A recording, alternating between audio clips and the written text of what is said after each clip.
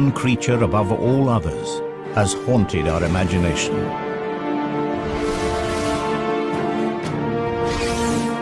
On land and in the air, the dragon has left its mark in the folklore of our ancestors. But what if these fantastic stories were more than myth? What if the legends were true?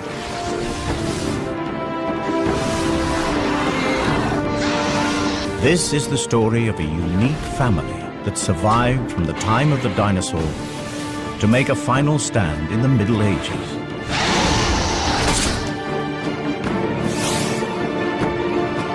A scientific exploration of a remarkable species.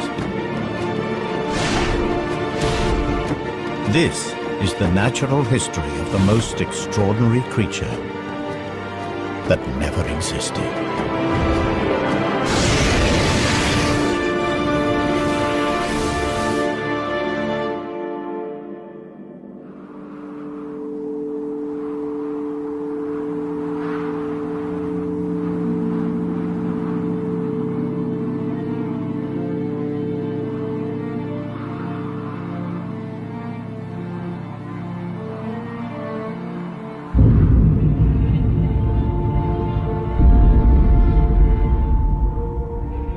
The Cretaceous period, a time when the world was ruled by the most fearsome predator that ever walked the earth.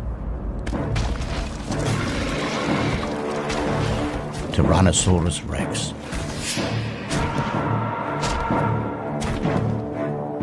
The T-Rex has been forced to this remote place from his usual hunting ground. Something has been raiding his territory, and food has become scarce. He hasn't eaten for days.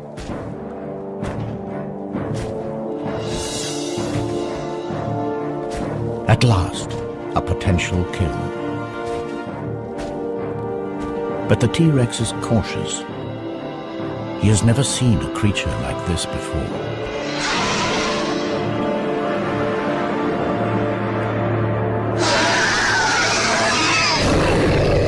Hunger drives him on. The T-Rex has a clear weight advantage. So his prey bluffs, extends its wings to give the illusion that it is much larger than it really is.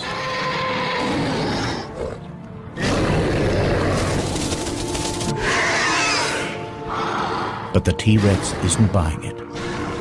So the creature tries a different tack.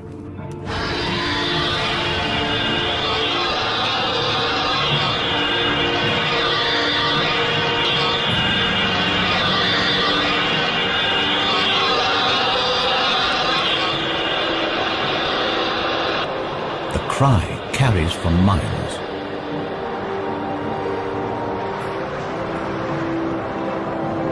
To this predator's sensitive ears, the sound is incredibly painful. But the T-Rex is still not deterred. And up here, there's nowhere to hide. But it is the T-Rex, not his prey, that is fatally exposed. They are not alone.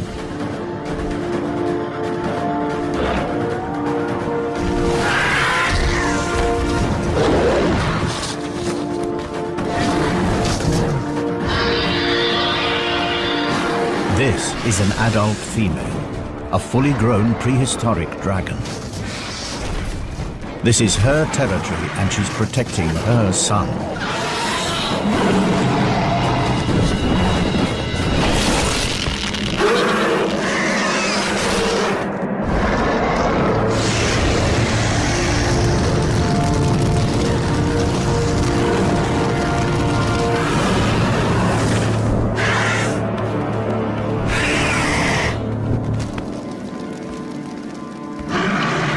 The Tyrannosaurus will not last the night. But the mother is also seriously injured. With a broken wing, she can no longer hunt to feed herself or her offspring.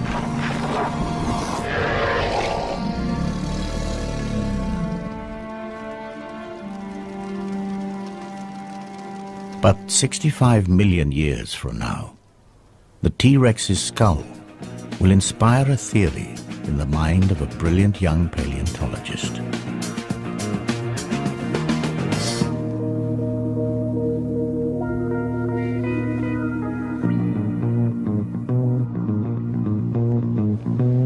This is one of only 3 intact T-Rex skulls that have ever been found. It all started 5 years ago when I discovered this complete T-Rex in Montana. It was big news. Dr. Jack Tanner, paleontologist, an overnight celebrity. But then I blew it. I proposed the existence of an impossible creature. You see, my T-Rex skull was damaged in a very specific way. To me, the injuries were evidence of an attack by a predator unlike anything known to science. The evidence was undeniable. So I tried to get others to see things my way. The nature of these marks suggests that this skull was punctured by 3 sharp objects in an arc. It's a talon formation. But I don't believe that these puncture wounds actually killed the Rex. The real death blow is here. See?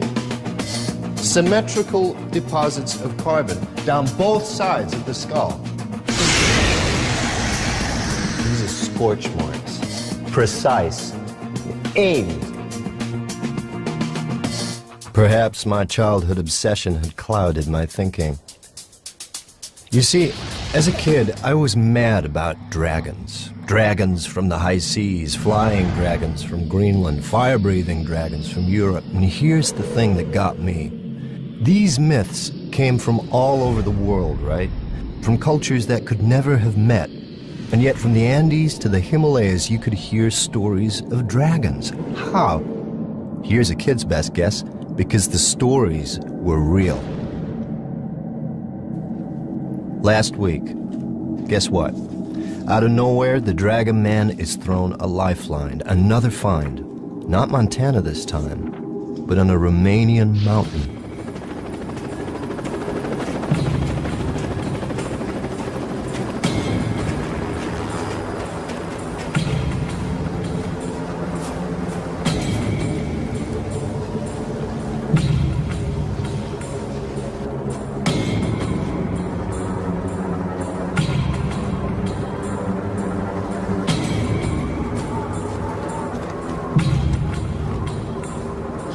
Extreme skiers had fallen into a network of ice caves. They found something horrific.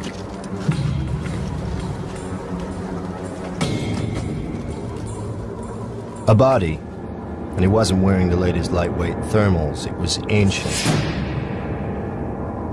There's nothing the police could do with a 15th century corpse. This was a case for historians, not detectives. But police being police, they couldn't resist a nose around. They uncovered a medieval crime scene. A massacre.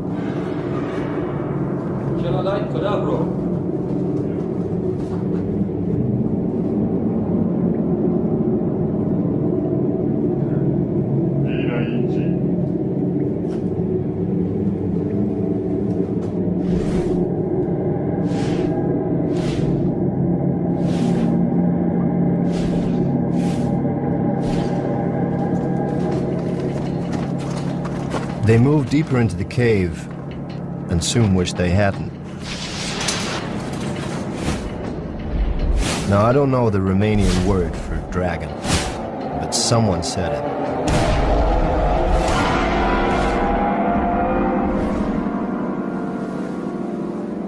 So the Romanians contact the museum in London. Is this thing a hoax or what? Now, the museum, they're ready to pass. They have an international reputation to maintain. I get to hear about it and figure I'm the perfect solution.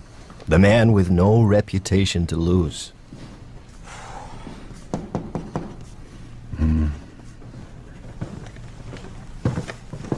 Have you seen the pictures? Every head of department has seen the pictures. And? Well, the museum's been formally asked by the Romanian authorities, in the strictest confidence, to help with this find. It's got them in quite a state. They don't know what they've got, and neither do we. Can I go? On the museum's behalf?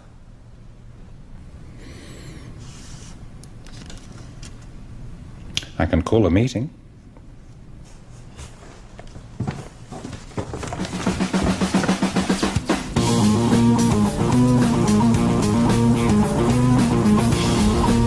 So here I am, with two of the museum's rising stars who see me as a bad career move. We've got strict orders. If this thing's of any interest, get it shipped back to London.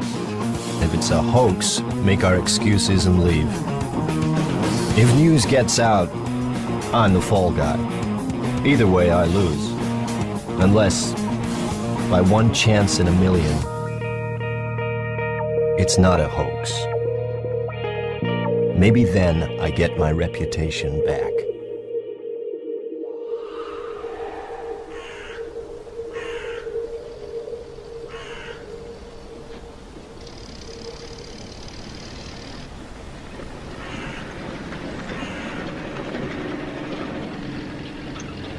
It starts badly. They've moved everything off of the mountain. Who knows what evidence might have been disturbed?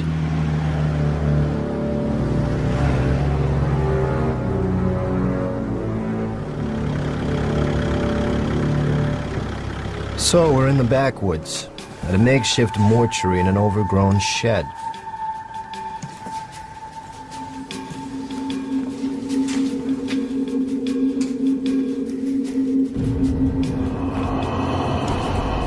The official word is the bodies have been blackened by ice, but I wonder. Ask me, I'd say they have a different story to tell. But I mind my own business. My assignment is through here.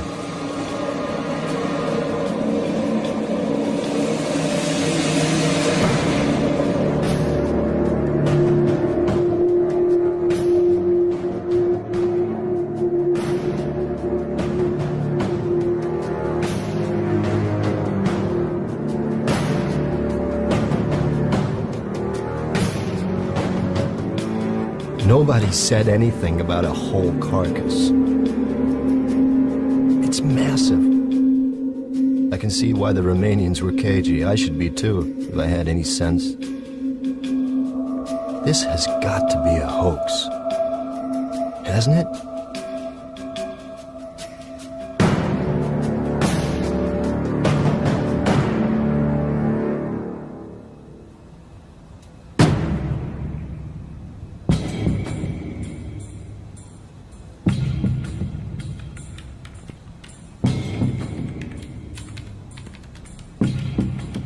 Okay, so let's get this over with.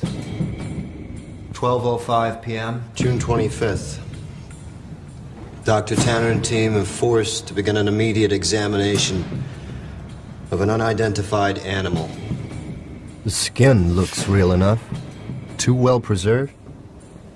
If this is a hoax, it's the best I've ever seen. Okay, sweetheart. What are you? The hide is scaly. It has a tail. Now, both suggest that this is some sort of reptile, and yet there are two limbs visible ending with what appear to be talons.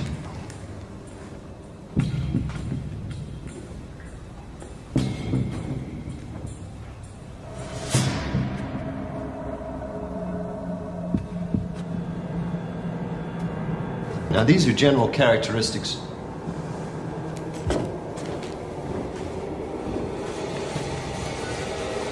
Characteristics of powered flight.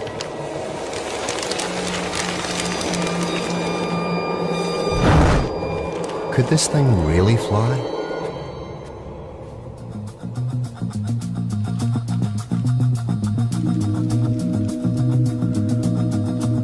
It's too heavy for these small wings. They couldn't create nearly enough lift to get its carcass off the ground. You see, to fly, you have to obey the laws of physics. There is a relationship between weight, power, and wingspan. Wing measurements give us a wingspan under 20 feet. It's not enough. This creature looks built to fly. It's got all the parts, but at the moment they just don't add up. Estimated weight? I'm guessing 900 pounds, maybe 950. He's not gonna like this. Don't tell me. The wing-to-weight ratio is way out. Couldn't fly, right? It's too heavy. A creature with wings that can't fly. That spells trouble. 2 weeks have passed since his mother saved him from the T-Rex, and the young dragon is in trouble. His mother is dead. The injury to her wing proved fatal. He cannot fly, and with no one to hunt for him, he too will die. The smell from his mother's carcass is attracting scavengers. For the moment, they're just pterosaurs. But who knows what other creatures may pick up the scent. This dragon lost his mother at a critical moment. Somehow, he has to teach himself to fly before it's too late. And if he does get airborne, it will be thanks to one of nature's most astonishing feats of engineering. This just gets stranger by the minute. Internal scans show a massive heart. That's typical of flying creatures. Those chest muscles would need large quantities of oxygen-rich blood. Your bones are perfectly designed for flight, too. The internal structure is very specialized. It's honeycombed. You see this lightweight structure in bird skeletons. Their bones are strong, but still light enough for flight.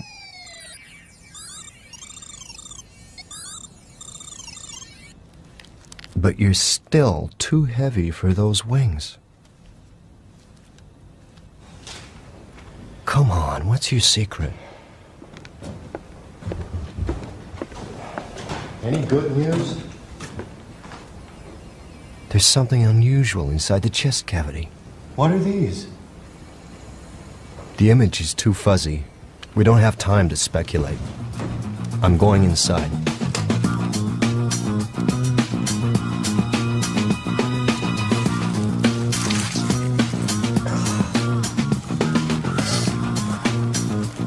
The plot thickens. The second pair of lungs? But there's no internal structure. Bladders, maybe? They must have held something. You pass me a syringe, please?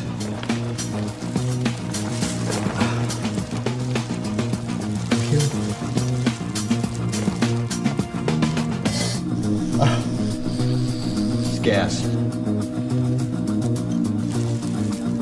Analysis, please.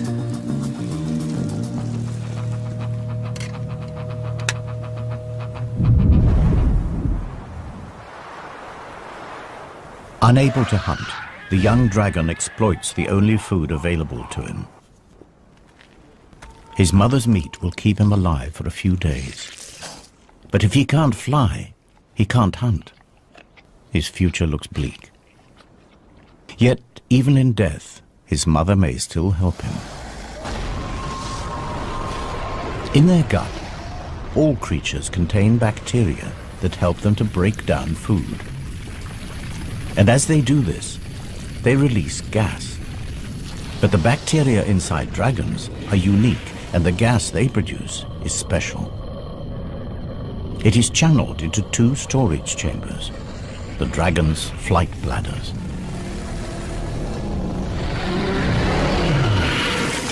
Alongside the super light skeleton, these bladders provide the key to flight, provided you know how to use them.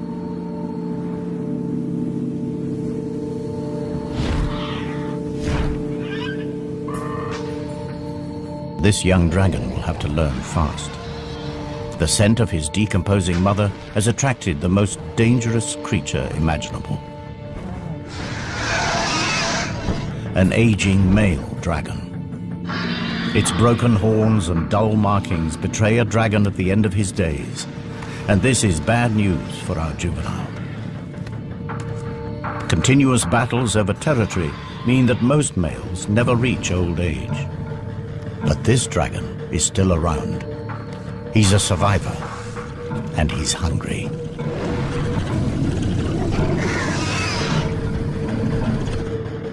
The youngster senses that given the choice, he'd prefer fresh meat.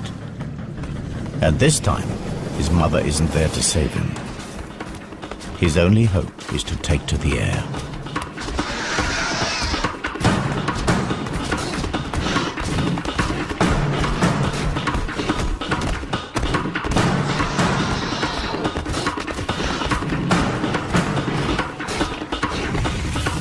Okay, gas composition, predominantly hydrogen. Hydrogen. It's 14 times less dense than air. It's odorless, colorless. You put hydrogen in a balloon, what happens? It floats away, right? The juvenile heads for the trees.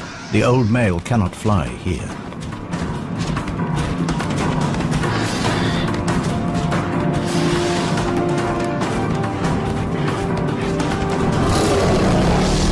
Inside, the young dragon's body is working overtime. Heart beating, muscles pumping, and hydrogen is collecting at a phenomenal rate.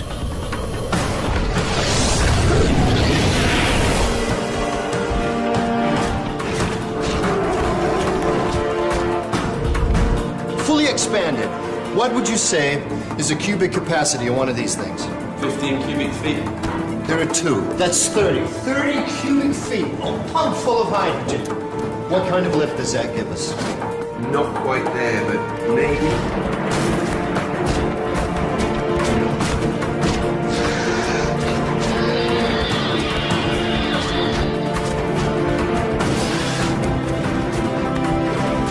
The youngster's flight bladders are now full, but crucially, so is his stomach. The undigested meat is weighing him down. Just in time, instinct takes over. He empties his stomach and spreads his wings.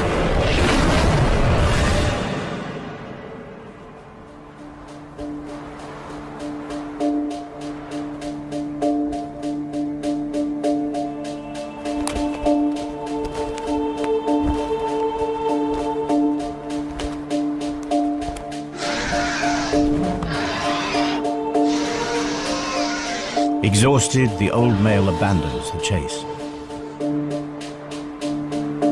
Our young dragon has found his wings, just in time and for the very first time in his life.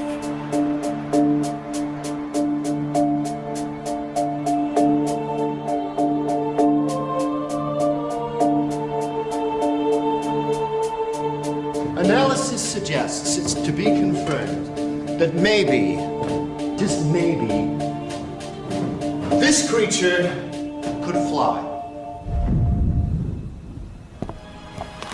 This is no hoax.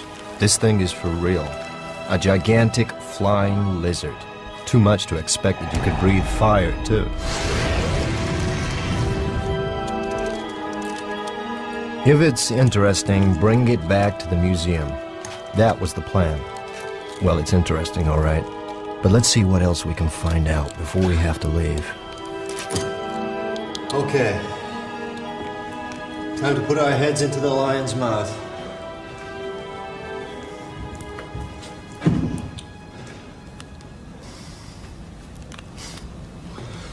Was clearly a carnivore, a formidable predator. What's going on here? You've got incisors for ripping meat, and molars, grinding teeth. Stingrays have the same kind of teeth for crunching rock-hard shells. What would a meat-eating predator want with teeth like these?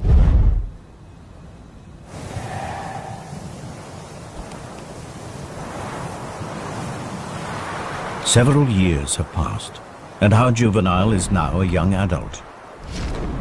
But he is homeless. Without territory, he will never have a regular supply of food, and he will never mate. But his time has come. In the past, he has strayed accidentally inside the territory of dominant males. Today, there is no mistake. It is a daring act.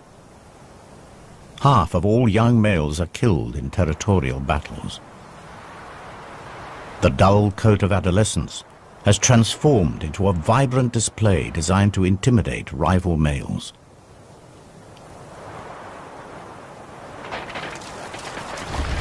But before he makes himself known, he takes on stores of a rare and valuable mineral found at the heart of every dragon territory. He is preparing for the fight of his life. And these rocks will hold the key.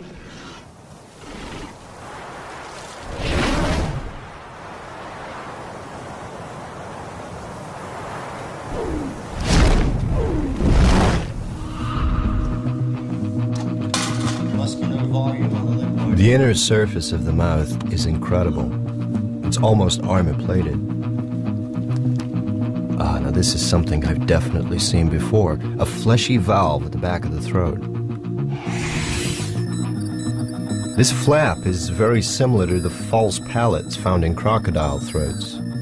Crocs use it to stop their lungs from flooding while holding prey underwater. It's a very distinctive shape, and come to think of it, I think I've seen fossils of this somewhere. This is a highly specialized structure. Can you scout the excavations and dig sites, museums, see if anything like this bone has popped up anywhere else? Or maybe it's an adaptation. Maybe it wasn't used to prevent water flooding the lungs. Maybe it's to prevent a backdraft of fire from burning the throat. Boy, when you say it out loud, does it sound lame. It doesn't look like fire ever came out of this creature's mouth. There's no carbonized food residue, no signs of charring whatsoever. It's as if all the tools are here, they just haven't been used. Perhaps it didn't breathe fire at all. Well, maybe you're right.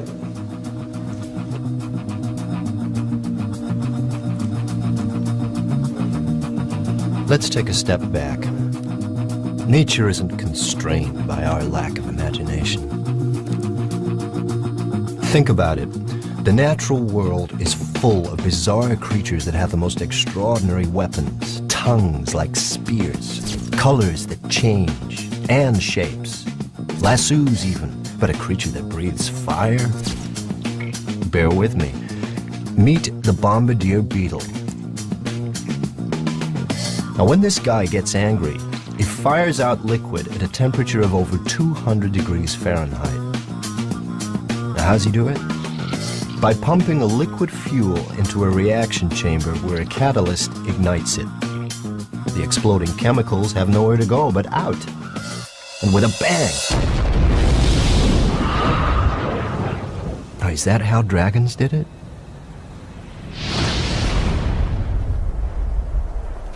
In the heart of his territory, the resident dragon, the alpha male, blasts a warning into the air. It signals that he is fit, healthy, and confident enough to waste precious fire on a display. The message is not lost on our young challenger.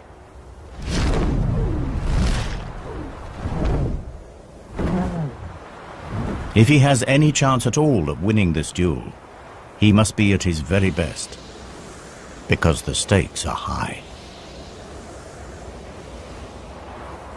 With territory comes not only a guaranteed supply of food, but the one thing every young male needs if he is to leave his mark on the next generation: females. And this female is the reason he is here. She's in season, and for just 1 month will breed with the alpha male. He's killed for her before, and he'll do it again.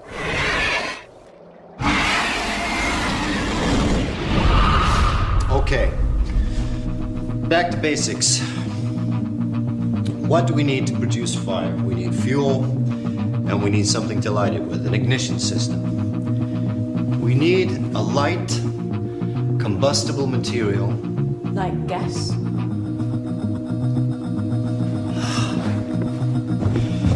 Now, what did you say was in these things? Hydrogen and methane? How could I have been so stupid? I need a light.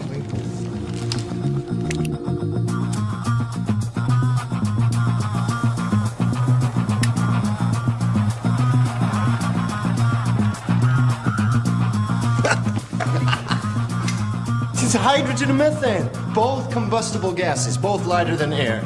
These sacks double up as buoyancy aids and fuel stores. Evolution at its most economical. So far, so good. But how did you ignite it? Can I take a sample, please?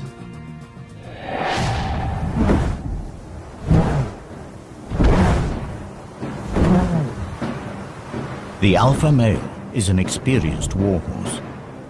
With nothing to prove, he's lost the bright colors that mark out the young challenger.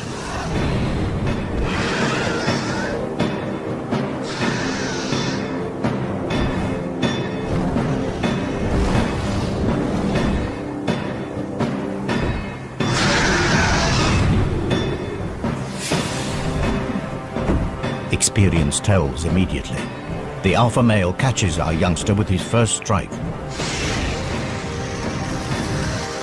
Instinctively, the young dragon heads for cover. The cold, damp clouds will also dull the pain. But the alpha male is not without his problems. These dogfights are calculated affairs. The hydrogen in his fuel tanks also has to keep him airborne. Every blast of flame reduces his mobility.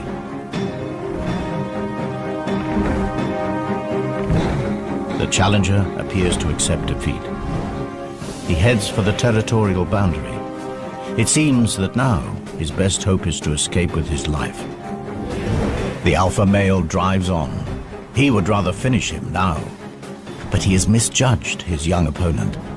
The youngster is faster, more agile, and crucially, he has a full payload to burn. Wouldn't you know it? That sediment on the creature's molars, it's rock, with particularly large traces of platinum. Platinum is not just a precious metal, it's also a catalyst. Like our old friend the bombardier beetle, fuel needs an ignition system. And when platinum combines with oxygen and hydrogen, it combusts.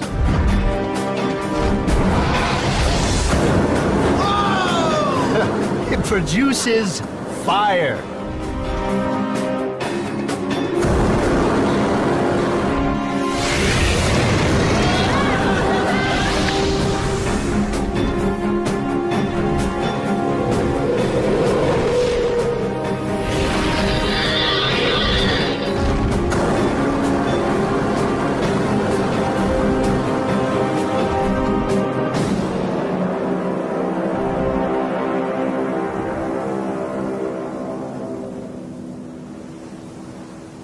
Our young pretender has triumphed. The female prepares to accept her new dragon overlord. All his life, he's fought the odds, and at last, he's made it. My theory was right after all, and you're the proof. You could fly, you could breathe fire. 65 million years ago, one of your ancestors killed my T-Rex. So how did your ancestors survive when the dinosaurs didn't? The natural history of our planet tells me that it simply couldn't have happened. 65 million years ago, at the peak of our dragon's success, a curtain comes crashing down on the Cretaceous period.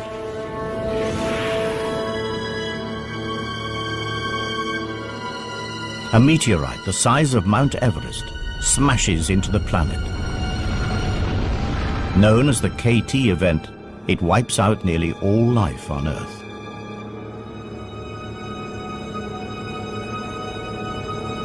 But somehow your species did survive. How?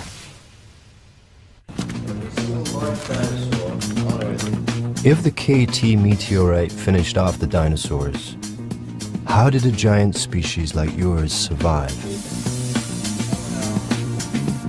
Let's think straight. What other large creatures survived KT? Sharks, skates, rays, turtles, coelacanths, amongst others. And all have in common? They're marine life. And crocodiles, too. Crocodiles. The false palate, it's found in crocodiles. Raised nostrils, suggesting a creature that could hold its prey in its jaws and breathe while completely submerged in water. But this creature didn't swim, it flew. It has wings and talons, not webbed feet, suggesting the palate must be an evolutionary relic. Somewhere in the dim and distant past, this creature's ancestors lived in water. You swam from extinction.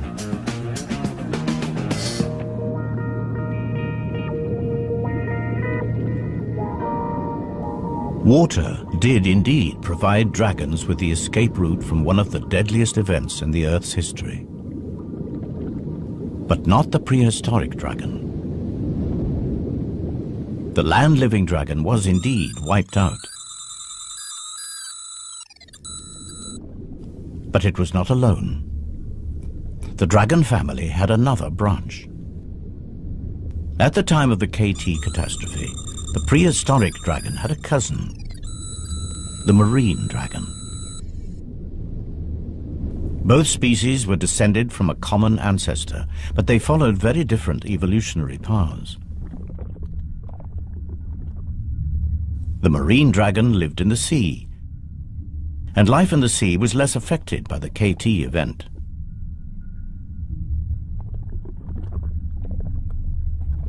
As they evolved, their flight bladders became swim bladders. Their large wings reduced to become fins, and their powerful tails became rudders. Marine dragons thrived.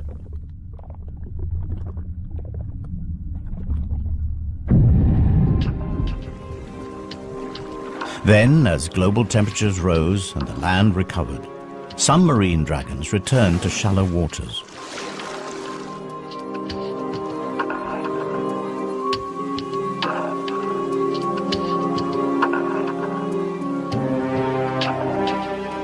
Through estuaries and rivers, they eventually made their first tentative steps back onto land.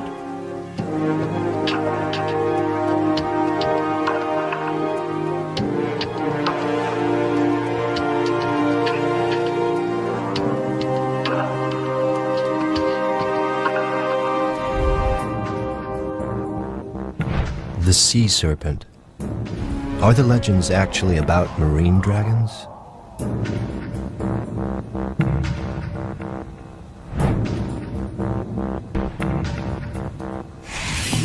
That false pallet, guess what? Looks like it's turned up at a dig site. This could be our missing link. Well, what kind of environment are we talking about? Forest. What kind of forest? Bamboo. I knew I'd seen the pallet before. It was in that excavation in China. I thought it had been from an extinct branch of crocodilian. Turns out to be much more exciting. So the water dragon came back on land and evolved into new species, at least one of them in Asia. Forest dwelling. What would you be like?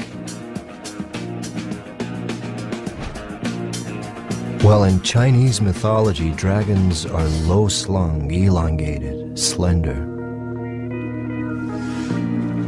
The kind of body one would expect from an animal that's recently adapted from water. Was it really suited for life in a forest?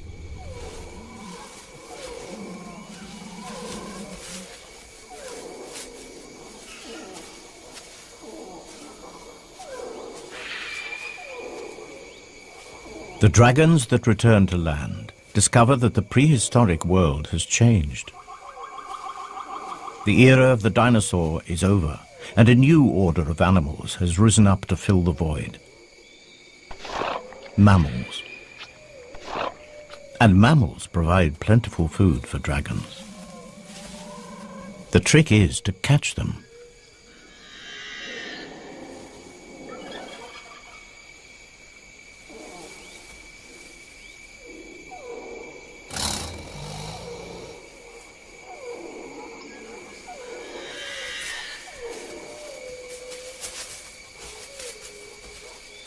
The superb camouflage and silent movement has made this dragon all but invisible in the bamboo forest.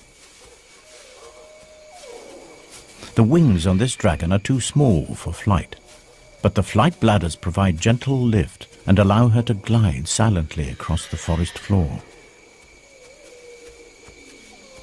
The markings on her skin break up her outline in the dappled forest light. And to be sure, this massive relic from the age of the dinosaur has had to develop new tricks. Hunting mammals in this compact environment requires tremendous guile. Small, fast, and agile, mammals have incredibly acute hearing and smell. Alerted, they can disappear in an instant. Positioning herself downwind from her prey, she lies in wait and listens intently.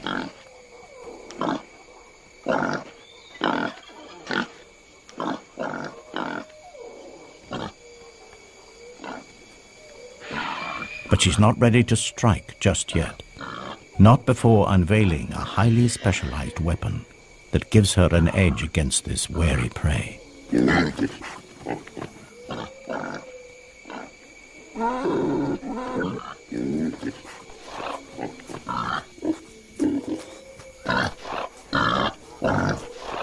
The forest dragon has developed a remarkable behavioral strategy.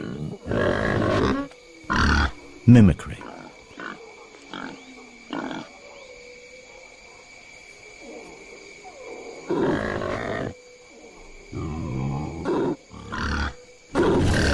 By carefully controlling the flow of gases from her flight bladder, she manipulates her voice and entices her prey.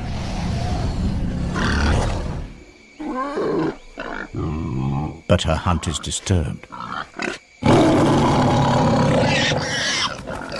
There's an intruder in her territory, a creature that will come between this dragon and her prey for the last time. It's not just the invasion of her territory that riles her, or the loss of the odd meal. This animal is a real and emerging threat to her very survival.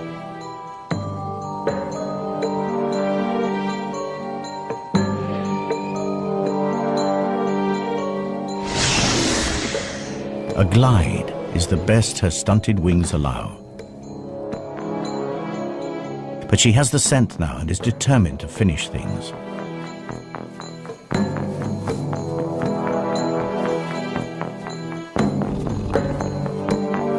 Smaller and more mobile in the forest undergrowth, the new mammalian predators are proving to be accomplished hunters.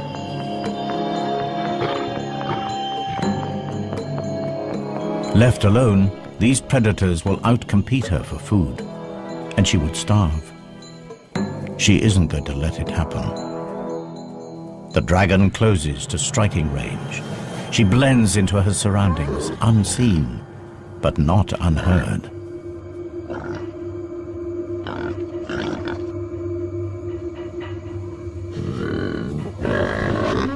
The sound is not a warning to go away, but an invitation to come closer.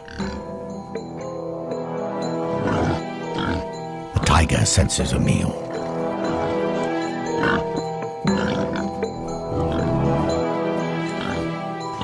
But he is a cautious hunter. The dragon tries a subtle change of pitch. The prey sounds distressed. An injury, perhaps?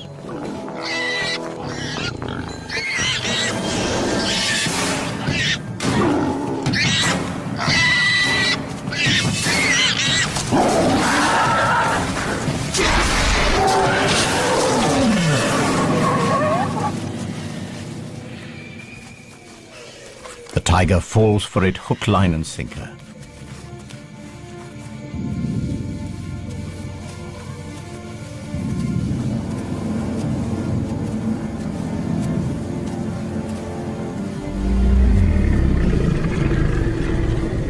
One less rival, one more meal. The kill is taken to a clearing.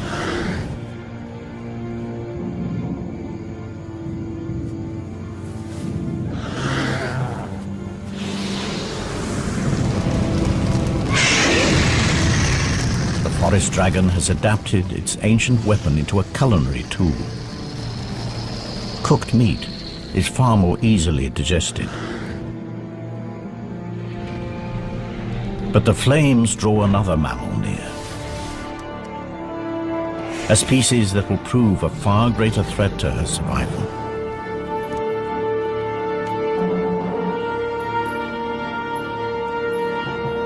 I came here to expose a hoax, and suddenly a whole reptile family is coming to life. What a family. Of all the prehistoric giants, only yours survived the KT catastrophe. And you weren't the only dragon. Seems there was a forest-dwelling Asian dragon, a sea dragon too, just like the myths. Could there have been others? I need more time. The helicopter will be with us any minute, and soon we'll be heading back to England. And once this thing's back in the museum, I won't get a look in.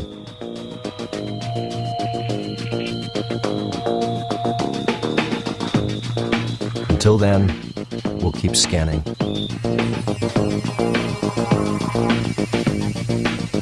You need to look at this.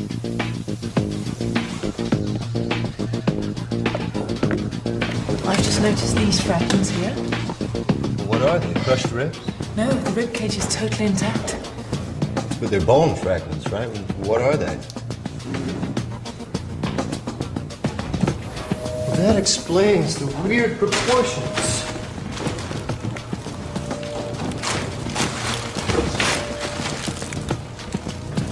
Of course. It's got 4 legs. And 2 wings. 6 limbs. No vertebrate that ever lived has 6 limbs.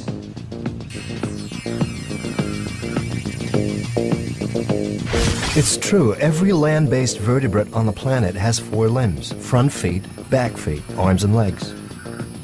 And airborne creatures too. Feet and wings. They all have 4 limbs.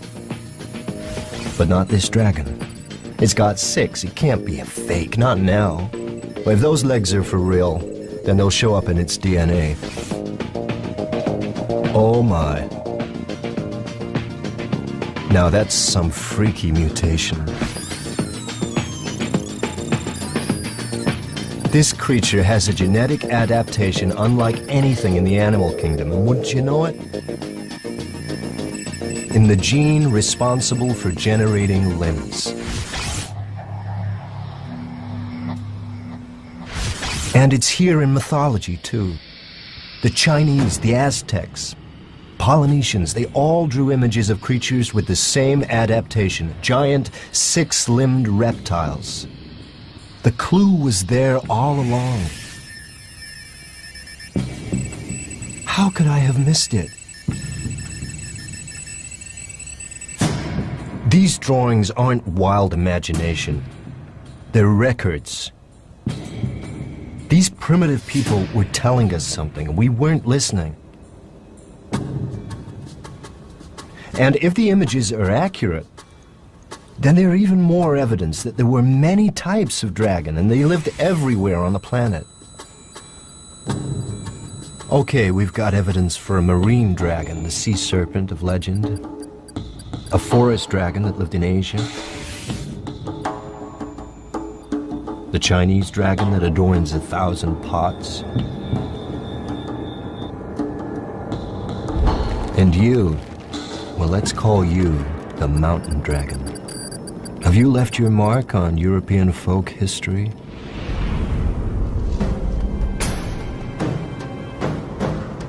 Romania, dragon iconography.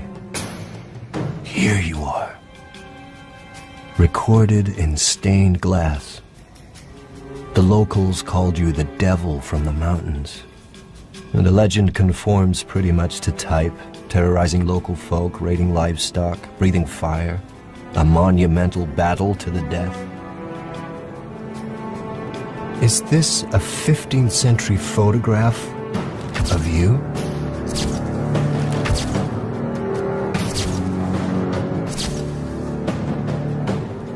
So the local farmers gave you a name, the Mountain Devil. And what kind of devil were you?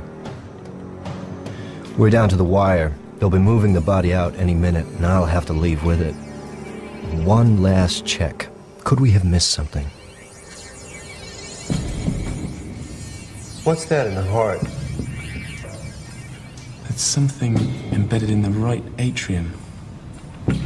That's not organic matter.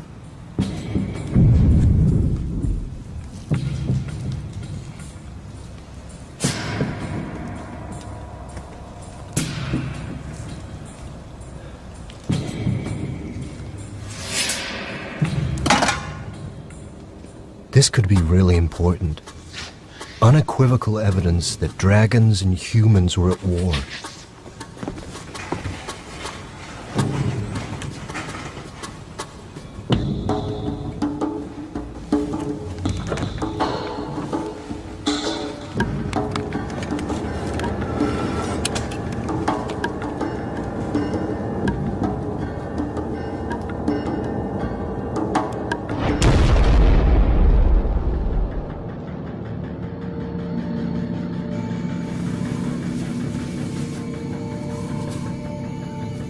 Throughout the age of mammals, dragons survived. But their survival was precarious. Fire was the ace that kept them one step ahead of the competition.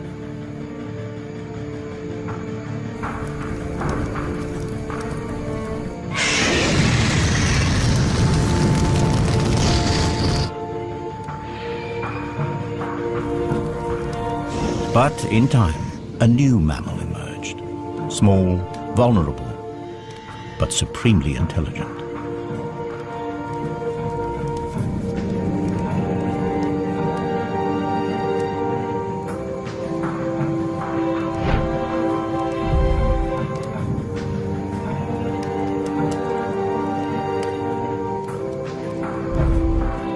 Physically, man was no match for a dragon, but he recognized the possibilities of fire.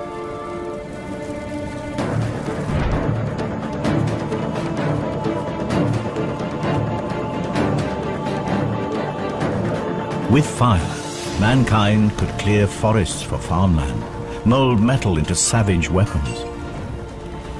In the evolutionary blink of an eye, mankind was pushing the most deadly predator in the natural history of our planet to the verge of extinction. They had turned the dragon's most potent weapon against them.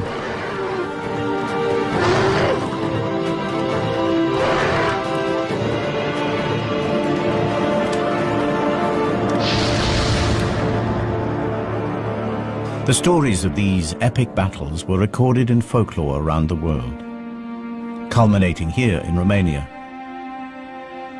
A dark story passed down through generations. The story of a demon on a mountaintop, and of knights drawn into the mist, never to be seen again. Until now.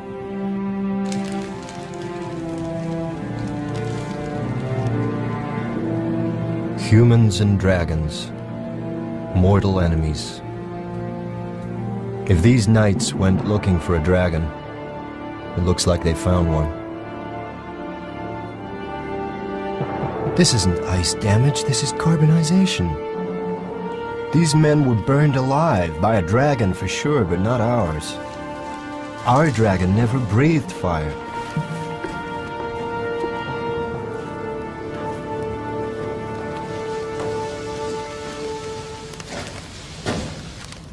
We haven't finished yet. Yes, we have. Look. Look. Carbon. I found it on one of those bodies out there. Those bodies have been scorched.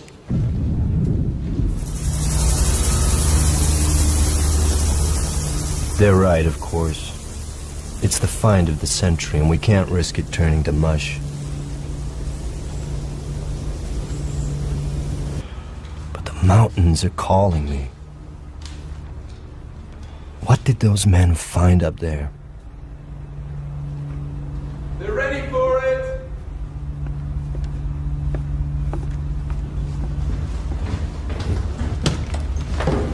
This section here. Am I misreading this? Is this a reproductive system? These are oviducts, right? Small ovaries.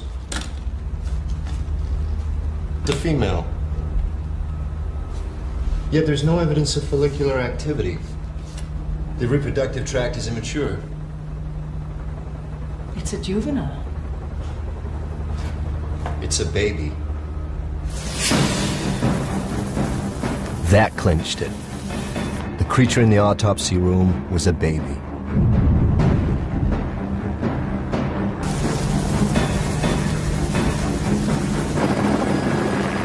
The cave wasn't just the scene of a random crime. It was a nest. The local myth is starting to sound remarkably like an accurate verbal account of a real event. The knights weren't killed by our dragon. They were killed by an adult, perhaps defending its young. A dragon corpse can tell us how their bodies worked, but a nest, it can tell us so much more, how they lived. My guess, up in those mountains, we'll find evidence for a dragon family. Tanner is about to unravel a medieval tragedy. It is the 15th century, and a mountain dragon is under threat.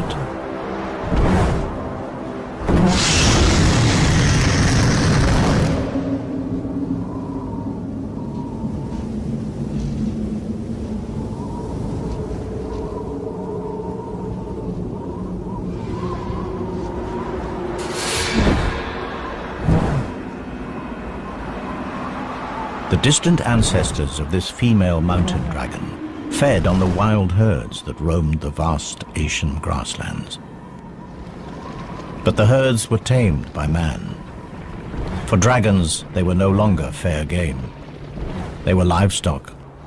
And so the dragons that gorged themselves on the plains have been driven to the remote regions of Europe. And in this remote place, wild game is scarce. Today, she is hunting the rarest creature on Earth. But not to eat. Today, she's looking for a mate.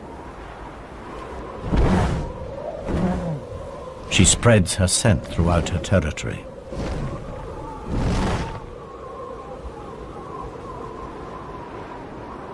Strong winds carry the pheromones south.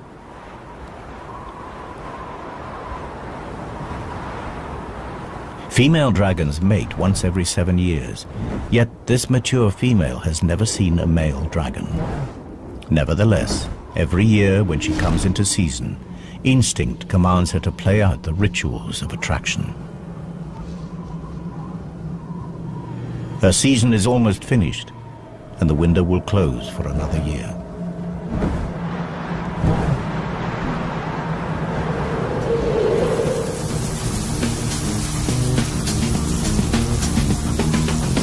Another change of plan. Something interesting about a half-mile below the cave.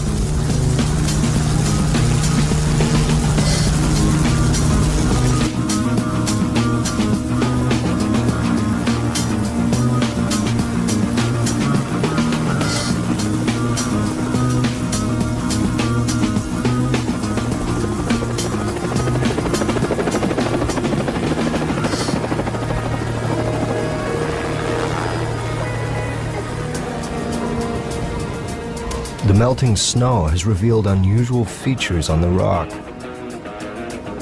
Now, to the casual observer, they could be anything, perhaps the result of some odd geological process, but me, I've got fire on my mind. And these rocks look like they've been scorched.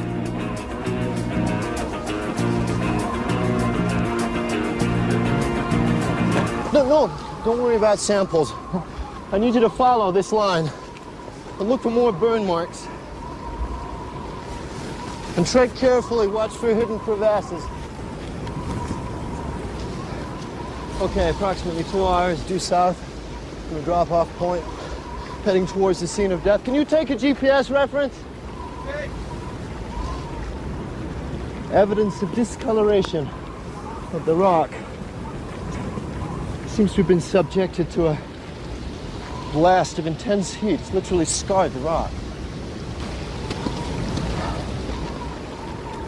These rocks have been burned to melting point in symmetrical lines. The dimensions are frightening. Lightning couldn't do this. Forest fire? It's not likely. We're halfway up a mountain at the edge of a glacier. The lair is nearby. Was there some kind of fight?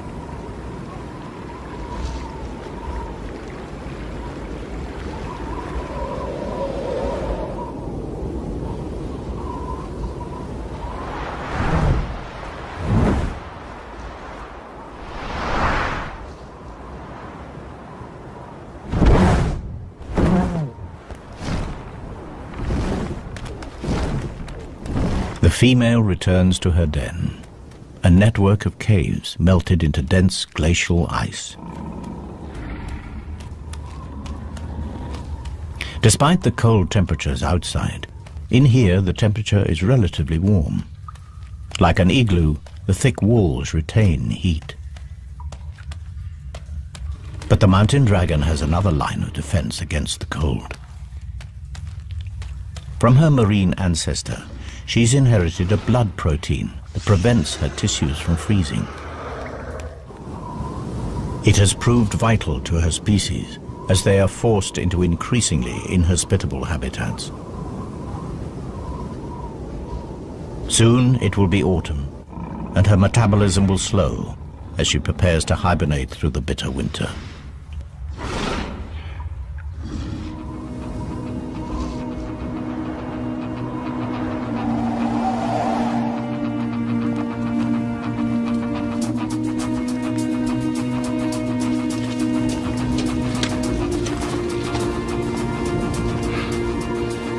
This is it.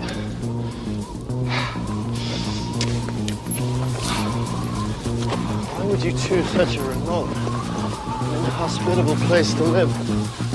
Come on.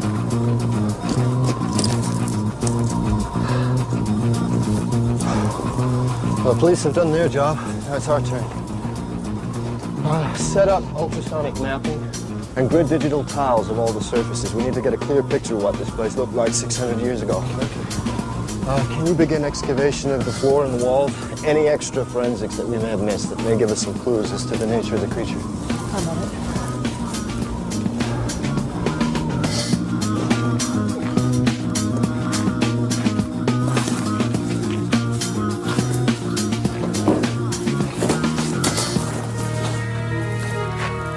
So this was where they found you. Gridding tile 1, set.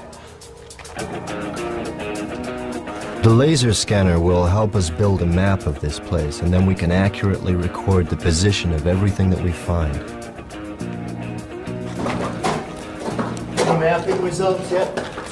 I've gridded most of the cave, but it's a labyrinth in here. It's anyone's guess what's behind these walls. Glacial movement. Set those echo scan charges at minimum. We don't know how unstable this place is. Echo scanning. Small explosive charges send shock waves into the ice. The echoes will tell us what's behind them.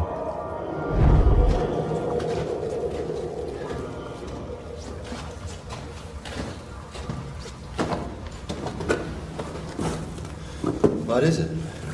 I'm not sure. I know what this is. Dragon poop. Looks like organic matter.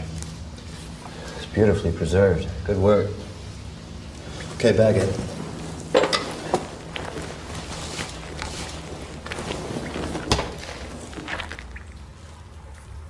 Sorry. Evidence of bone shards. And look, these look like fruit stones. Date stones? Not many date palm trees in the Carpathians 600 years ago. It's possible that she strayed, but it's more likely that this is the feces of another. So the next question. Why would you travel such an immense distance across the continents and the climates? What could possibly attract you to this place? Whatever dumped this had its last meal in a much warmer place. Somewhere a long way from here.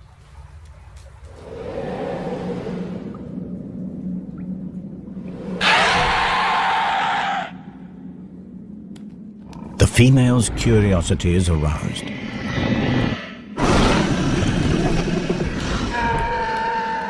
It is a sound she has never heard before, yet somehow it seems eerily familiar.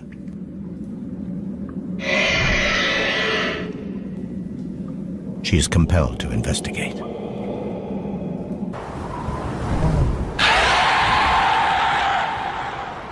Against all odds, a male mountain dragon has picked up our female's scent. He's a nomadic dragon from the Atlas Mountains of North Africa. His search for a mate has brought him across southern Europe to the Carpathian Mountains.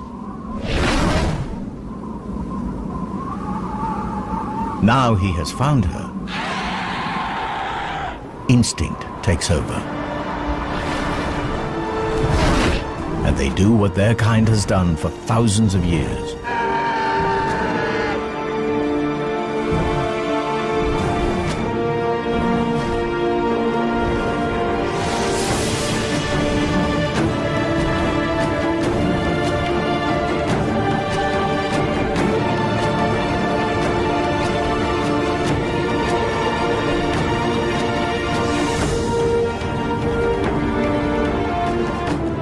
It is a courtship ritual that is as perilous as it is spectacular.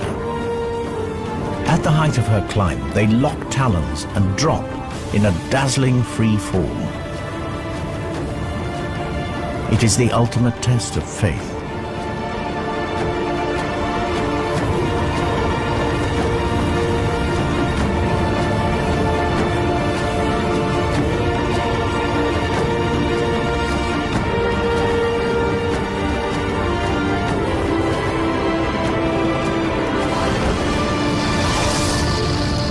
The scorches in the mountain rock serve as mute testimony to a spectacular and successful dragon mating, and a species on the verge of extinction that finds hope in a new generation.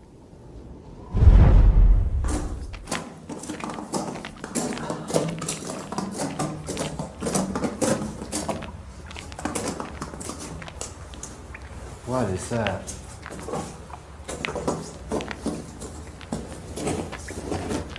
The initial investigation team must have had a lot on their minds. They sure overlooked this.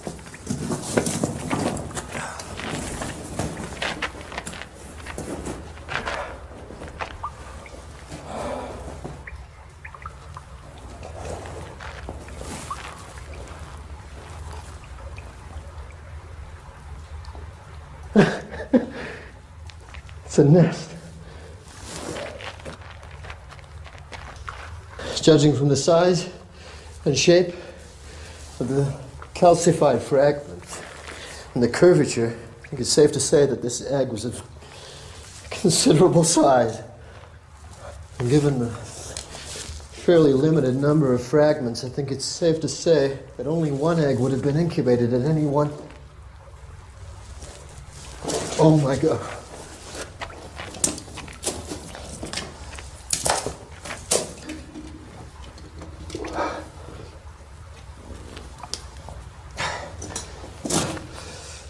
Two eggs in a clutch. But only one of them made it.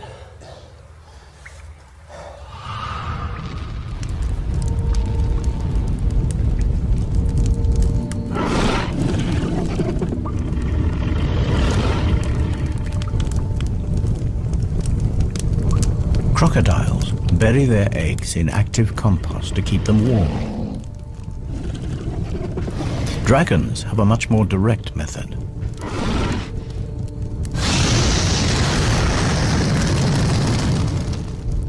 The eggshells have heat-resistant properties that can withstand intense temperatures. In fact, without this searing heat, the dragon chicks inside would die of cold.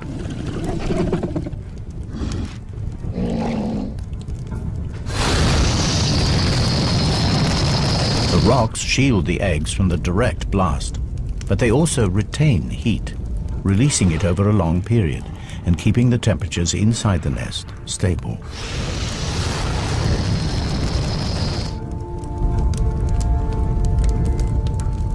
If she is to become a mother, careful and constant temperature control is essential over the long incubation period.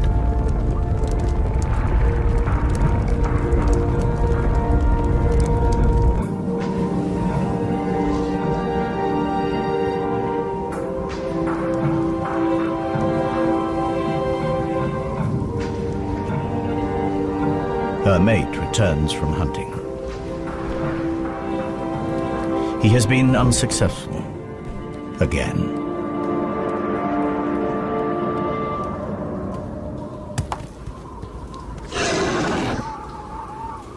After mating, female dragons become aggressive, deeply defensive when any creature approaches the nest, even a mate. In order to placate her for the lack of food, he brings a gift.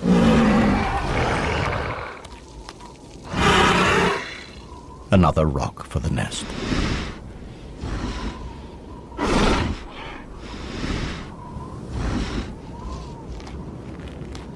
The male is now clear to enter the cave.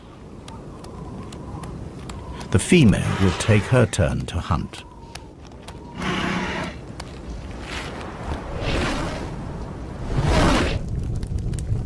Now the male has responsibility for the nest. Special sensors in his tongue allow him to check the temperature. If the eggs fall below 60 degrees, the chicks will die. Yet, quite deliberately, he lowers the temperature. There is method in this apparent madness. Just like crocodiles, the temperature in the nest will determine the sex of the offspring. Cooler temperatures encourage the development of females. Males, even sons, will compete for territory, food, and breeding females. Females suit him better. In normal times, this self-serving strategy is sound, but in a species on the verge of extinction, an imbalance in the sexes could prove fatal. Should anything happen to him, this tiny group is finished.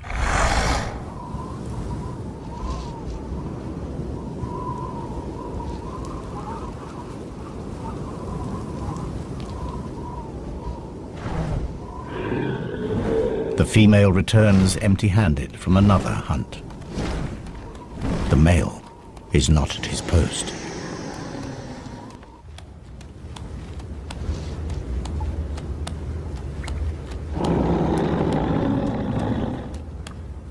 Something is very wrong. The male has let the incubation temperature drop dangerously low.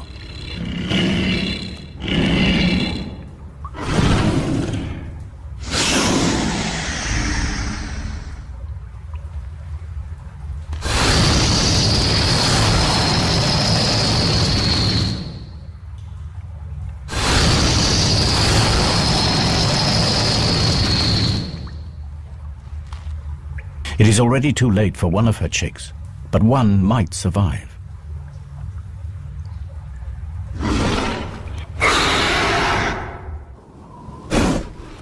The male senses trouble and makes his escape.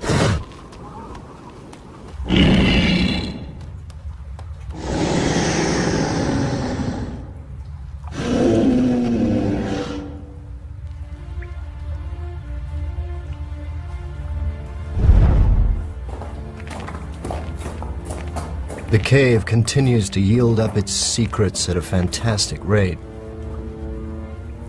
Bones from a domesticated sheep.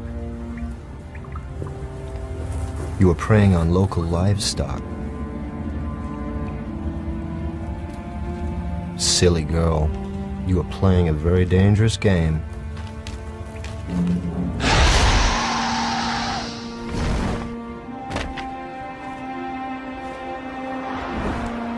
The female has taken to raiding livestock for food. She has good reason. This is her daughter. And her survival is the most important thing now. But by stealing from farms, she risks provoking the locals and placing her daughter in danger.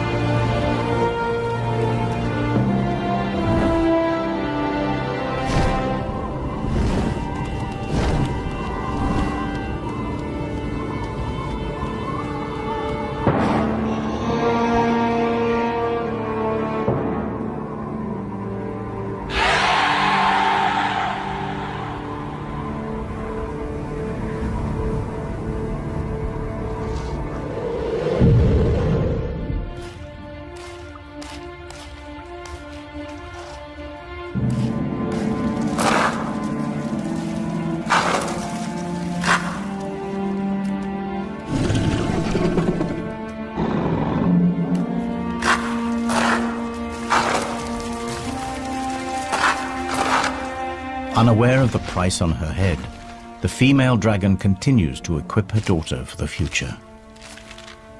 She is passing on the secret of fire.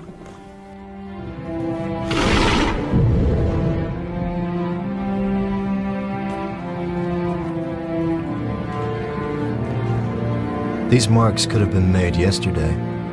They were after something in the rock. We'll need tests, but my guess is that we'll find platinum. This nest wasn't built here for the view.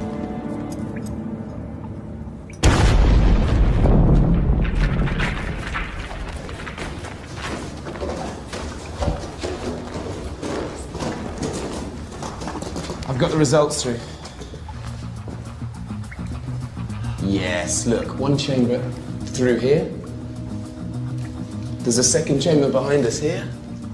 And there's a third chamber right over there. 3 chambers. We've only got time to go into one, so what do you want to do? I have no idea. Wait a minute. What's that? There's something on the rock.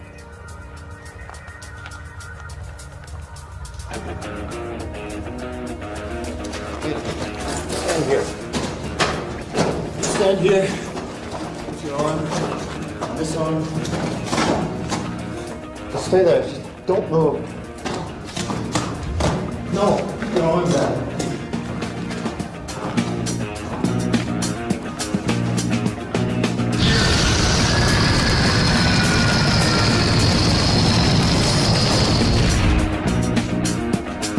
Whatever created that blast mark came from behind this wall. Set up the rover. We're going in here.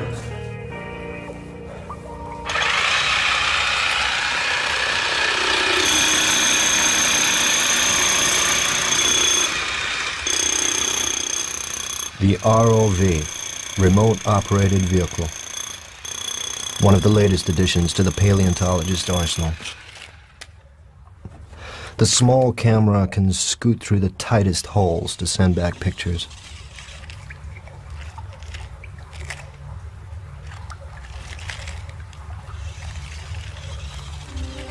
Padre nostro, che sei, sia santificato il tuo nome, venga il tuo regno, sia fatta la tua volontà, come in cielo e così in terra. Dacci oggi il nostro pane quotidiano.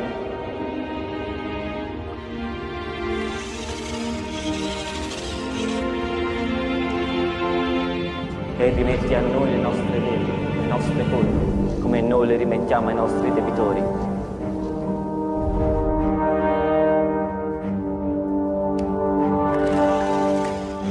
E non ci indurre in tentazione, ma liberaci dal male.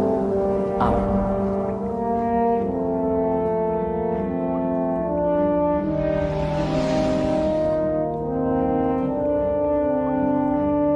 We gotta get in there.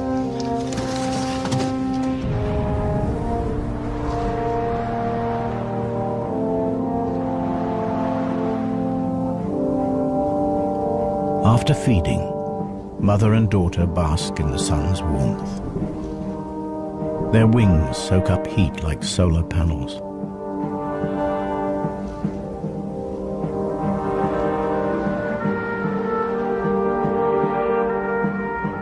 In a rare moment of intimacy, they lie together and share body warmth. Soon the mother will have to hunt, and her daughter will be left unguarded.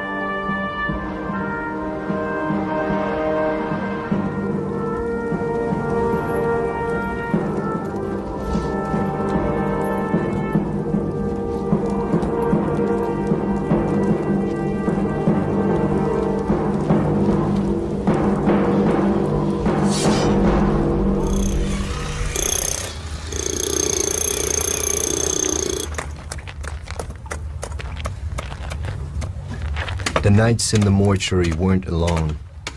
This place is looking more like a war zone. The question is, whatever killed them, is it still in there?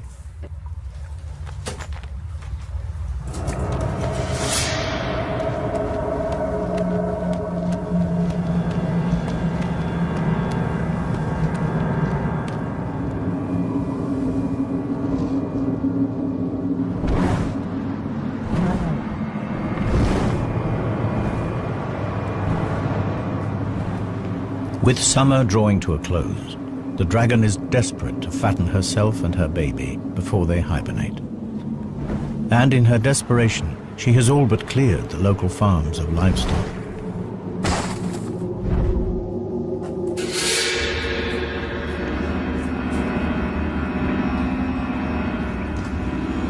There are 2 more bodies in here. There doesn't appear to be any evidence of scorching.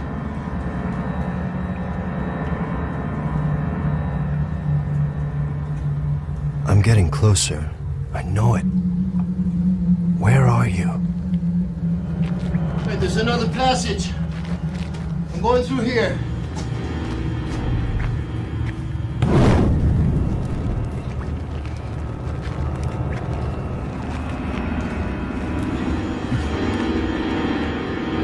Once man and dragon lived side by side. Dragons were respected, even worshipped. Now they are hunted like vermin. Man has driven dragons to these remote habitats.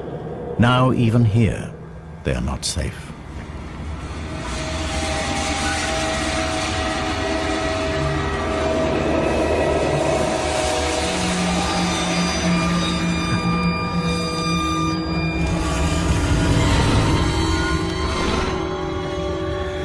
Without the ability to breathe fire, this immature youngster is vulnerable. But her assassins were reared on stories about their terrifying weaponry.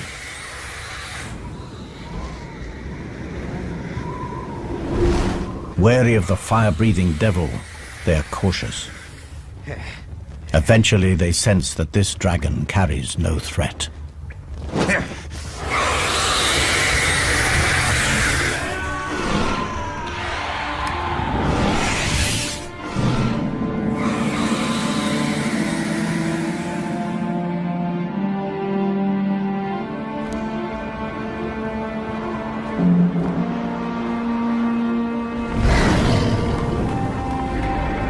The mother returns.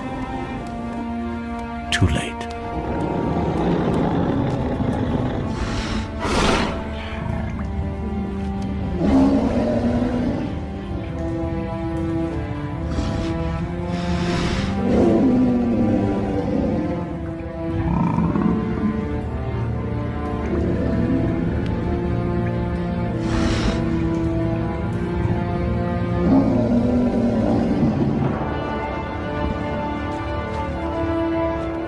But her grieving will have to wait.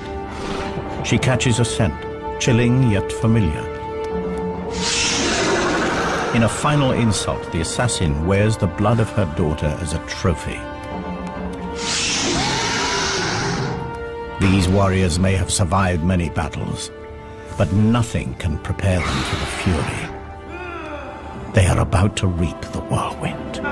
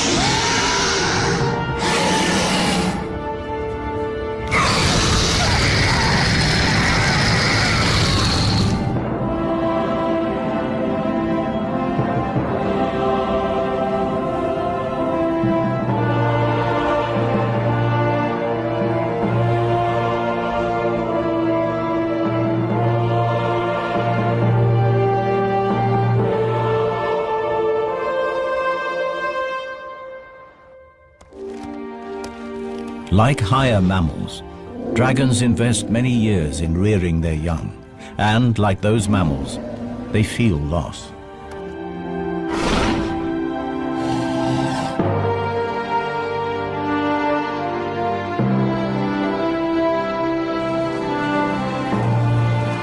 But the trauma of her daughter's death has brought the female dragon into season. She may still be mourning, but her body knows that to survive, she must mate again.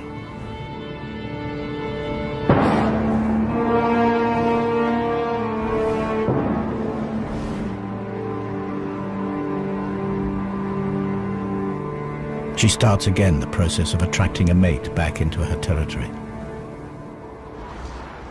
She displays the armor from her daughter's assassins.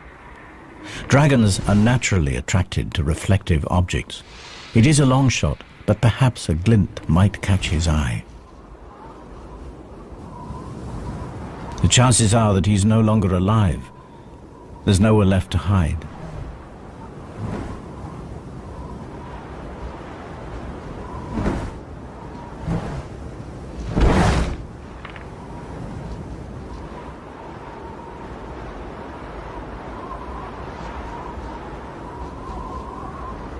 As winter draws in, hibernation beckons.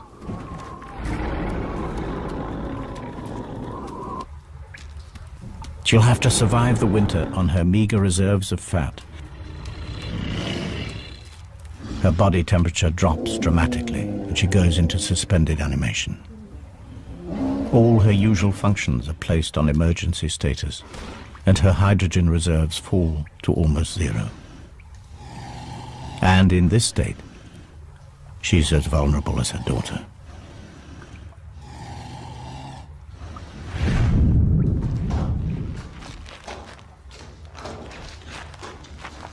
Where are you?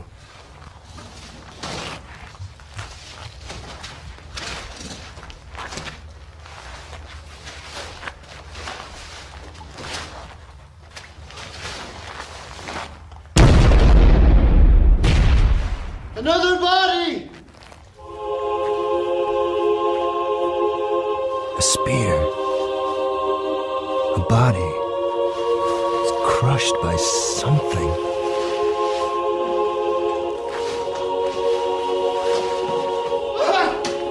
I found a wing! It shoots!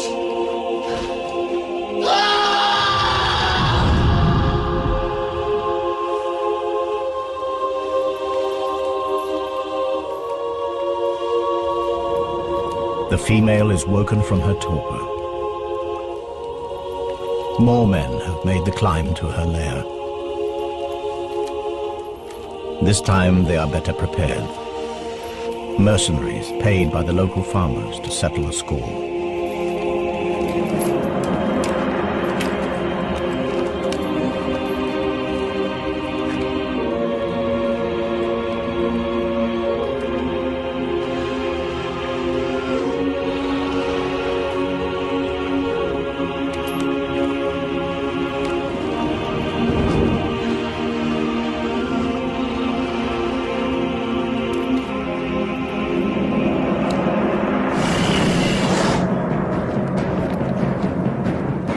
Without food, she cannot make hydrogen. And without her precious gas, she cannot fly or breathe fire.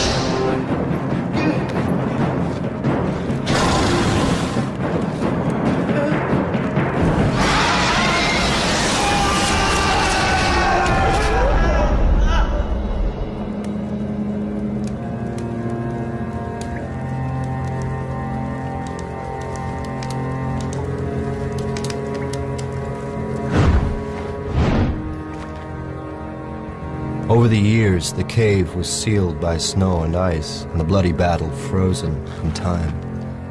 The dragon faded from reality to mythology, and would have stayed that way had these two dragons not revealed their secrets to us.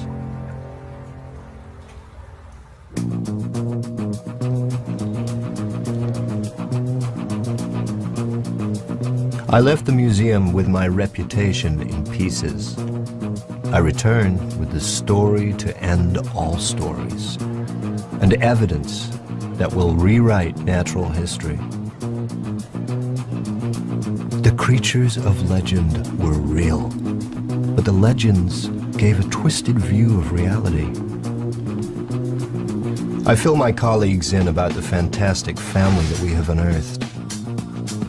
A group of animals that lived alongside the dinosaurs, that escaped annihilation by going underwater, that re-emerged all over the globe, claiming forests and conquering mountains.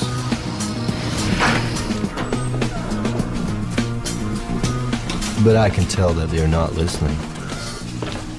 They want to see the evidence firsthand. And who can blame them? This way. And goggles on, please.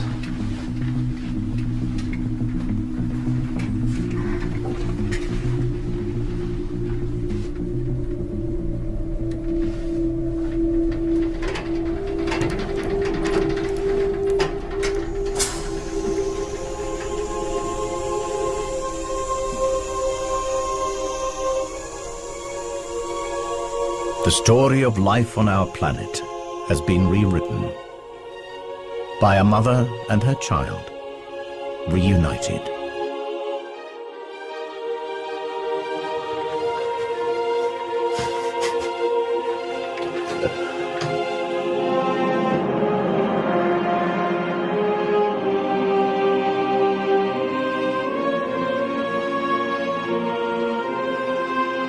And that's what we have here. The last of a legendary line. Myth made real.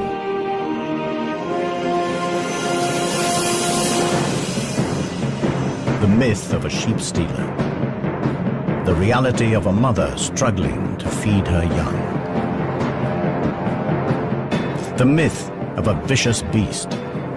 The reality of survival at any cost. The myth of knights that climbed a mountain to slay a dragon. The reality, persecution and extinction. Now every dragon myth from around the world begs the same question. Were they real too? And the most important question of them all, were these really the last dragons?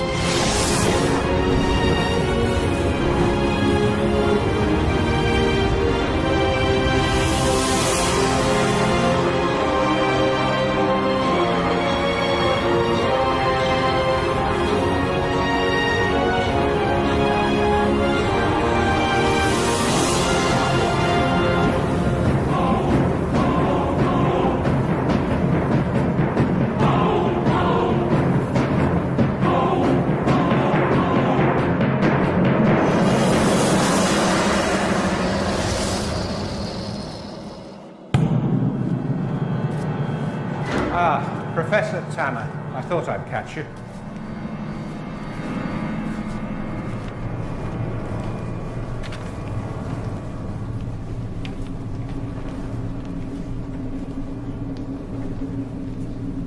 These were taken 2 months ago.